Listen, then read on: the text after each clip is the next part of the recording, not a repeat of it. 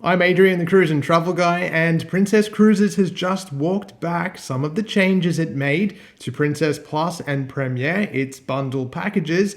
We'll talk about exactly what they are, but there are still a couple of things that I think need attention. Remember, when you're planning your next cruise or holiday, head to my website first where you can search, compare, and book. This week, Princess announced major changes to its Princess Plus and Premier bundles. You can watch my earlier videos for all of those details. One of the most widely panned changes, however, had to do with Princess Plus and the way that its 15 daily drink allowance was calculated. Essentially what happened is Princess decided that instead of just using your 15 drinks for alcoholic beverages, that limit would now encompass non-alcoholic options, including specialty coffees and teas, even fountain sodas. There was a lot of criticism online about these changes, and even on my end of things, I communicated in my previous video that the coffee on cruise ships is typically just not that good. So if I'm going to now be paying for it as part of my 15 drink allowance, I'm not going to accept something that is subpar. Most of you agreed with this. In fact, I think pretty much all of you did. But in an update this morning, Princess Cruises walked back this change to a degree.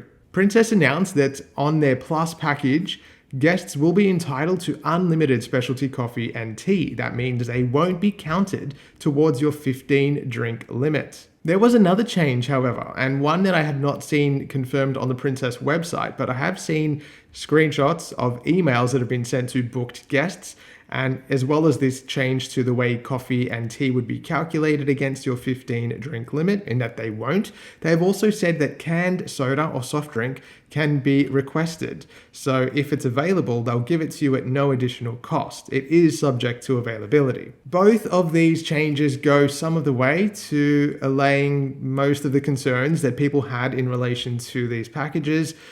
But one change that I think does require a little bit more attention, and I did mention it in my previous video, is that for Australians and New Zealanders, the price change is astronomical compared to the US market. Our Plus and Premier package rates went up 21% and 29% respectively, compared to the US rates, which increased by around 8% and 11% respectively. That's a considerable difference, particularly for Australians traveling on Princess Cruises overseas outside of our home market, where gratuities are not included. That means that every day of a cruise overseas on board Princess, they will be levied an additional daily service charge.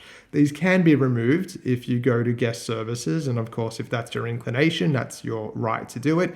But the packages don't include it despite the big jump in daily cost. Additionally, while the FAQ section of the new packages includes a note that all packages purchased before around July 22 this year will be honoured in their original state through 2026, it doesn't specifically say that this applies for 2027 cruises. So that's one thing that I am wondering about, if it's just an oversight or if that means that people who have purchased Plus or Premier before July 22 this year for a cruise in 2027 will not have it honoured. So that's something that we need to clarify. Finally, although the casual dining allowance has increased from 2 to 4 on Princess Plus, it hasn't dealt with one of the major issues with the casual dining setup on Princess Plus, which is that you could be booked on a cruise that is 50 days long compared to a cruise that is 3 days long, and you both will get the same package allowance of those now 4 casual dining visits.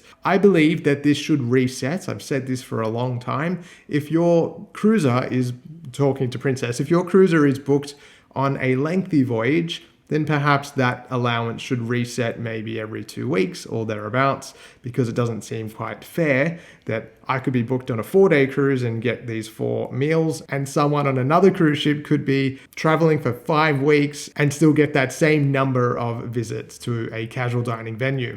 Nevertheless, I am very happy that Princess has taken on board the feedback through all of the online channels. I'm sure that they have received plenty of it. I've seen enough of it across my Facebook page and here on YouTube as well. But that's great. I'm very happy to see that the company has made changes. I know this won't appease everyone, but it's a step in the right direction. And I think it goes some of the way to closing the gap when we talk about the value proposition of these products, especially in light of the price increases. So let me know what you think. Do you think it's a good change? I don't see how it could be a bad change. Do you think they should be going in any other direction or making more changes?